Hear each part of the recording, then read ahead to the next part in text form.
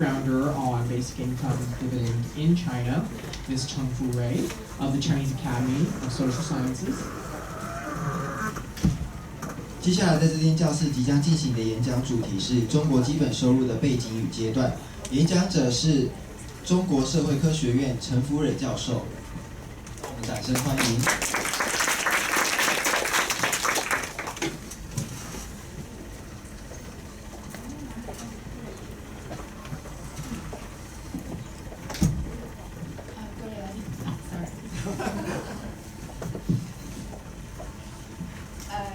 Good morning, everybody. The topic I'm speaking today is social dividend in China.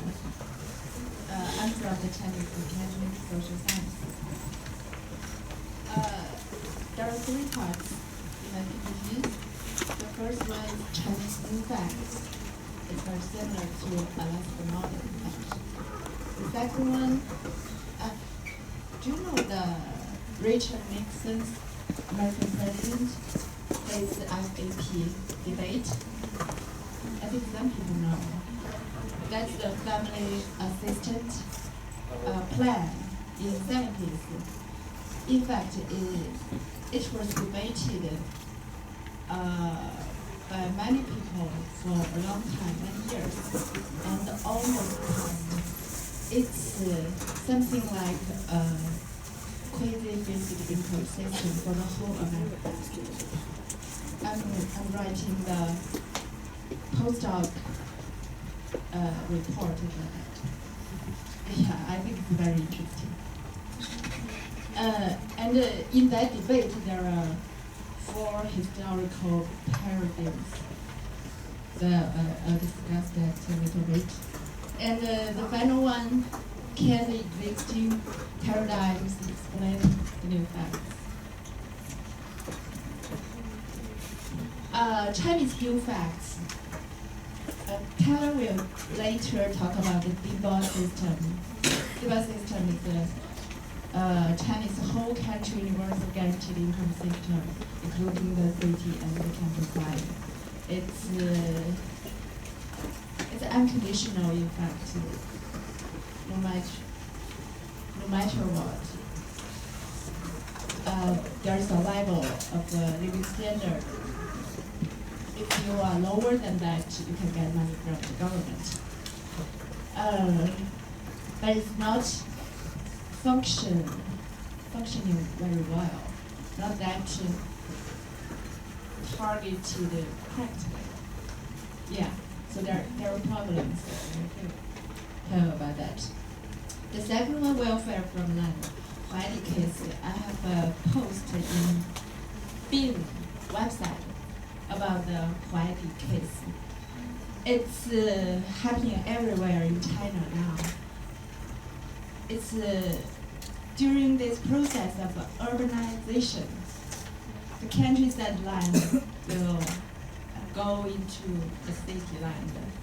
And in China, maybe you know, all the village land are collected, owned by villagers.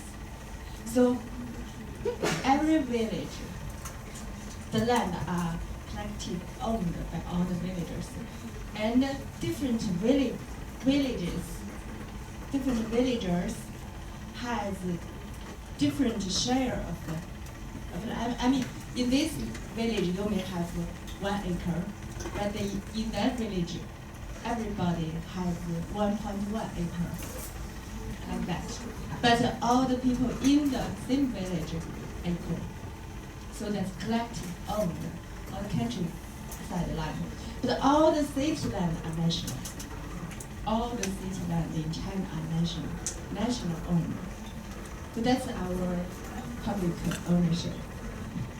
I think it's good now, especially in the current basic income discussion. So from in the process of urbanization, this collective owned countryside land should be levied by the government to become the national land. So how to deal with this process? These villagers equal share how to compensate them and to become the big buildings land. And these people will lose their land, and they will go to the cities and become the citizens. And they don't know how to find a job because in the history they just grow the crops. Yeah, so this is happening during the past 30 years in everywhere. Yeah, now more than half people are in Sweden. Yeah, now half and a little more than half. So Huaidi is that kind of village in my province. It's close to Beijing, and we got the very good compensation during this process.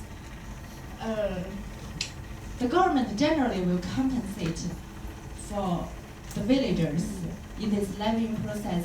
There is a standard, and there are rated files from the outside, and but the land price are different in every places.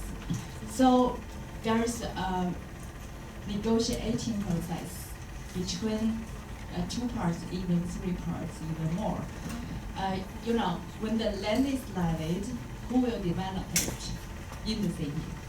Yeah, the developer, the government, the villagers, and maybe some others.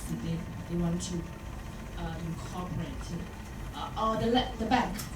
The bank will lend money to the developer, or the government, or the villagers. So Huaidi, what's Huaidi doing is they give up the compensation at all.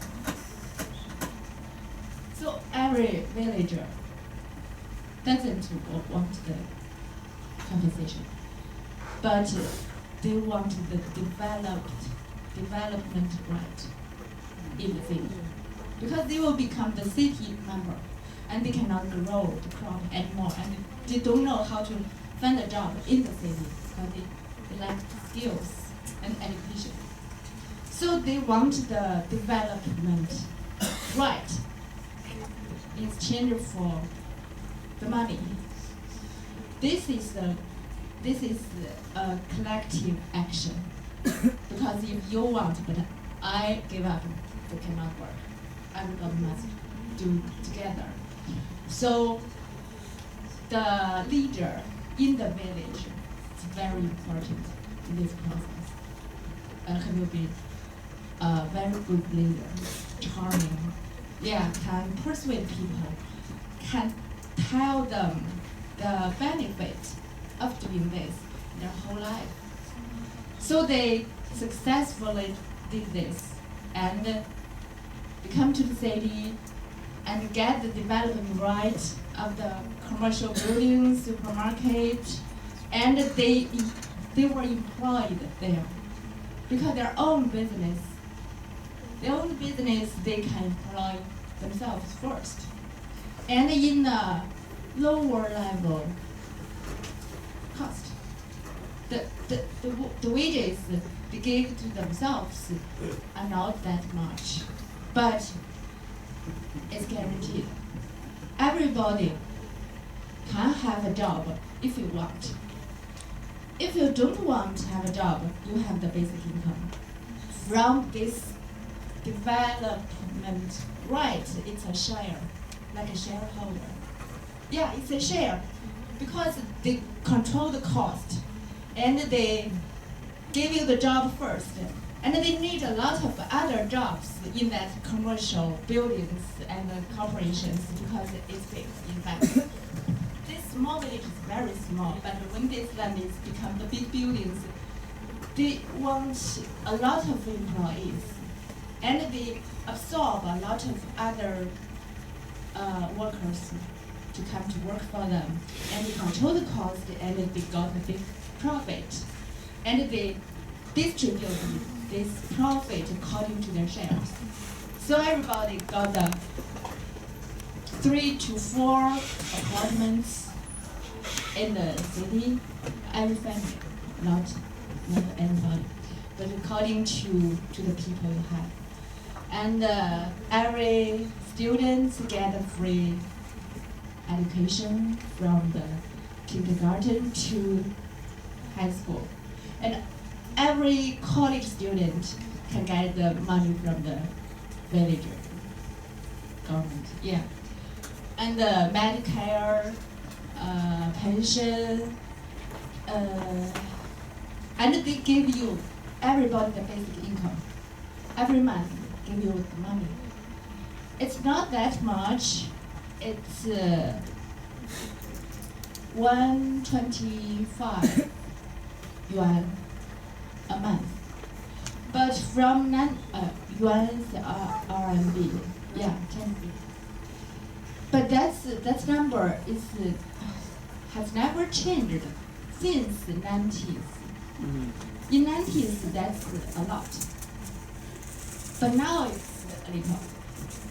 They never changed that number. But from the beginning, because they gave up the compensation in that building years, about 3 to 6 years, they are very tough. Yeah, because the tough days. In that period, the villagers get that basic income for everybody. But after that period, they are rich now, and they still get the basic income that much. Really? Okay. That's good. Yeah. Yeah. So that's widely. And they build their own schools, build their own private schools. It's very high quality in that city. And all the government leaders' children want to go to that school. And the government leaders just negotiate with the village leaders to, so they got a lot of money. That's a private school. And all their children are free to go to that school. Physical contribution by national SO is